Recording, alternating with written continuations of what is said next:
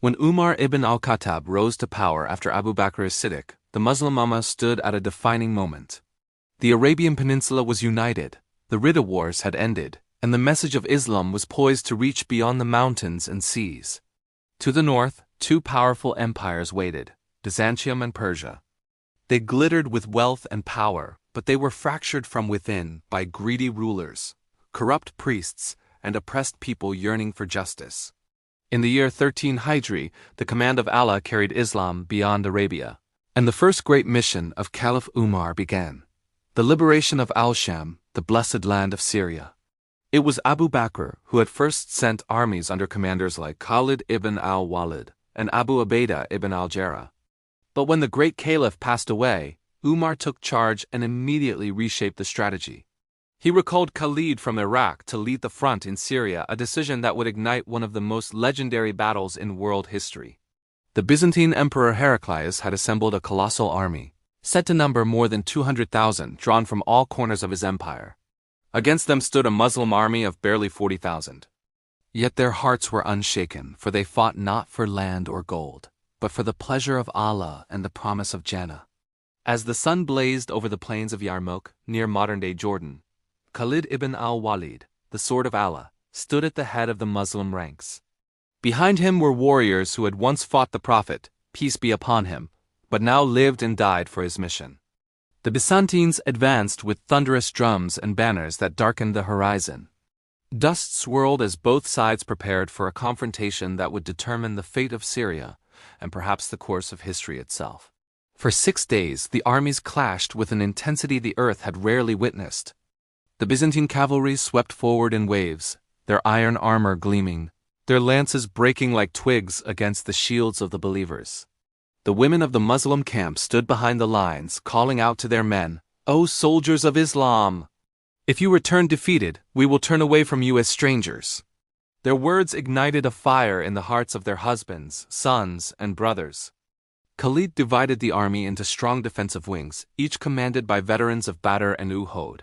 He himself rode from one flank to another, directing the battle like a storm unleashed. The Byzantines tried to break the Muslim center, but Umar's foresight and Khalid's tactics held firm. When the Byzantine commanders sent envoys offering peace, Khalid replied with words that echoed across the centuries: "We have brought you a people who love death as you love life." This wasn't arrogance, it was truth. These were men who had left everything behind for the call of Allah. On the final day, Khalid unleashed a coordinated assault that surrounded the Byzantine wings. With cries of Allahu Akbar echoing through the valley, the Muslims struck like lightning. The Byzantine lines broke, their cavalry scattered, and thousands fled toward the cliffs of the Yarmuk Gorge. The wind carried their screams as the ground beneath them gave way. The Byzantine army was utterly crushed. When word reached Caliph Umar in Medina, tears filled his eyes not from pride, but from humility. He bowed his head and thanked Allah for granting victory to an army that sought only to spread justice and faith. The conquest of Syria was not the end but the beginning. Damascus, Homs, and Jerusalem would soon open their gates, not to conquerors, but to liberators. Umar sent letters to his governors reminding them, "Do not harm the weak, do not break treaties, and do not take from the people more than what is due." His governance was rooted not in the sword, but in compassion, justice, and discipline. In Damascus, the people were astonished. Where Byzantine soldiers had demanded heavy taxes and submission, Muslim commanders offered protection and equality. Churches were not destroyed, women were not harmed, and the poor were fed from the public treasury, regardless of their faith. The people saw in Islam what their own rulers had denied them for centuries. From the battlefields of Yarmuk to the streets of Jerusalem, a new era of hope had begun. But even in victory, Umar remained vigilant. When news arrived that the Muslims had captured immense spoils, Umar wept again and said, "If these people seek the world, Allah will take his victory away from them." His heart burned not for empire, but for righteousness. It was this sincerity that kept the companions grounded, even as the map of Islam expanded beyond imagination. The Battle of Yarmuk was more than a military triumph. It was the moment the world realized that Islam was a civilization guided by divine law and moral strength. Umar's rule brought discipline to leadership and humility to power. He even replaced the great Khalid from command, not due to failure, but because he feared the people's hearts might become attached to a personality rather than to the principles of their faith. Such was the depth of his vision. When the dust of Yarmuk finally settled, Syria had opened its doors to Islam. Cities that once echoed with the bells of Byzantium now resounded with the adhan. Yet, Christians and Jews continued to worship freely under Muslim protection. This was not conquest.